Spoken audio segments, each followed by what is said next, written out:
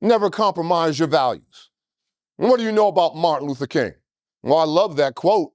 I tell all my millennials all the time who are addicted to that cell phone, your day, your life is officially over the day you begin to talk about, think about, and discuss everything that doesn't matter.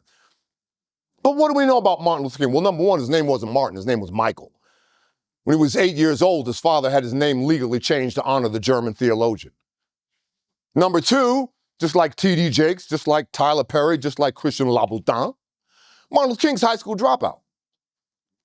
Martin Luther King didn't finish high school. You do the calculus. Skip the 9th grade, skip the 11th grade, entered Morehouse at age 15.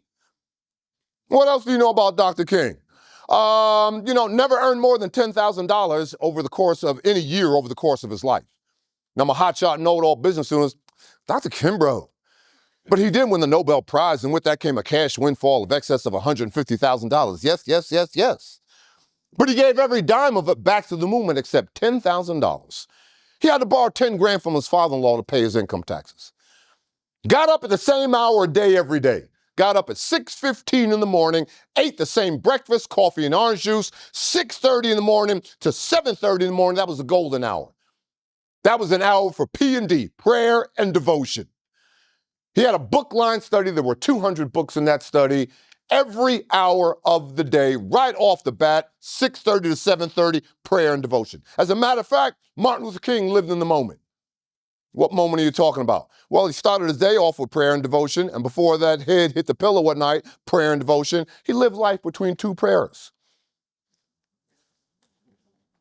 1963, Martin Luther King gave more than 300 speeches, traveled more than 300,000 miles to give those 300 speeches. And he always flew first class. Did you know that? Martin Luther King always flew first class. Not because he had a huge ego, not because he was narcissistic, not because he was conceited. The reason why Martin Luther King flew first class, when he got to the airport and he got to the terminal and he got to the gate and the other passengers saw was going to be on the plane with him, no one wanted to sit next to him. So the pilot and flight attendants would get together, where can we put this where he won't be a nuisance to anybody? I'll throw it up in first class. Now, first assignment that I give in my class to my students, before I even distribute my syllabus, I tell them, pull out a sheet of paper and get a pencil, and I want you to write the number 30 on that sheet of paper. And I want you to look at that number 30 day in and day out.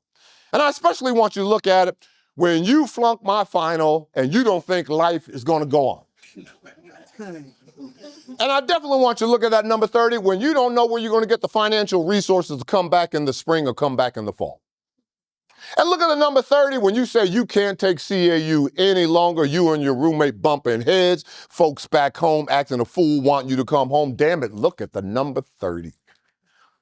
When you're between a rock and a hard place, please meditate on that number 30. Now, what in the world does that have to do with you? Over the course of his adult life, Martin Luther King averaged 30 racial prank-filled phone calls a day. There was no caller ID. There was no inscription on the no cell phone. Nobody, he didn't know. Phone ring, nigga, I'm gonna click. Phone ring, nigga, don't start your car, click. Phone ring, now I know where your kids go to school, click. And you can't be more. And you can't have more. And you can't do more. And what in the world has that got to do with Steve Jobs? Because as I say in The Wealth Choice, Martin Luther King and Steve Jobs used the same marketing strategy to reach their goals and objectives. Did you know that? And what is that marketing strategy that they used? Number one, tell me where we are. Tell me that, don't embellish. Give me the 411, give me the real deal. Tell me where we are. Number two, tell me where we can be. Tell me where we can be. And number three, make it that way. Make it that way. All right, Martin Luther King, tell me where we are. This country wrote a check to the black man that came back marked insufficient funds. Steve Jobs, tell me where we are.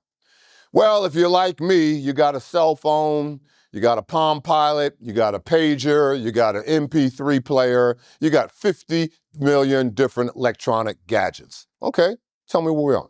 Number two, tell me where we can be. Dr. King, tell me where we can be. Yeah, you wrote a check and it came back marked insufficient funds, but I had a dream that my 4 children would be gauged by their character rather than the color of the skin.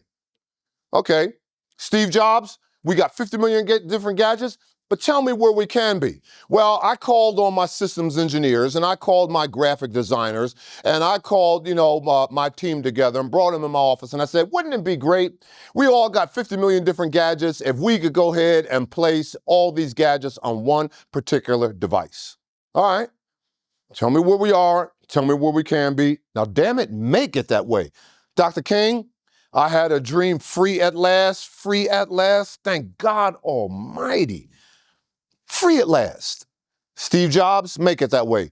Ladies and gentlemen, April 7th, 2009, introducing the iPhone. Martin Luther King got 250,000 people on an August 28th, 1963 sweltering summer day to come to Washington, D.C. And 1/4 were white. They didn't go to Washington, D.C. because Dr. King asked them to. They went to Washington, D.C. because they wanted to be there. Steve Jobs got millions of folks to stand in line 3 o'clock in the morning in the pouring rain in the middle of the winter outside an AT&T store. Why? Because he wanted them to? No, they wanted to do it. Why? They wanted to be the first in the office. Look what I got. So what can you learn from those case studies? People don't care about you until they realize how much you care about them. Don't you ever compromise your values. Speaking of which, Harry Belafonte, Colin Kaepernick. What does Harry Belafonte say? Harry Belafonte says the average entertainer, the average celebrity, the average athlete out here in LA, first thing they do when they get up in the morning, they call their accountant, see how much money they make. Harry Belafonte says, when I get up in the morning, the first person I call was Nelson Mandela. Who's going to live a more fulfilling life? Who's going to live a more fulfilling life?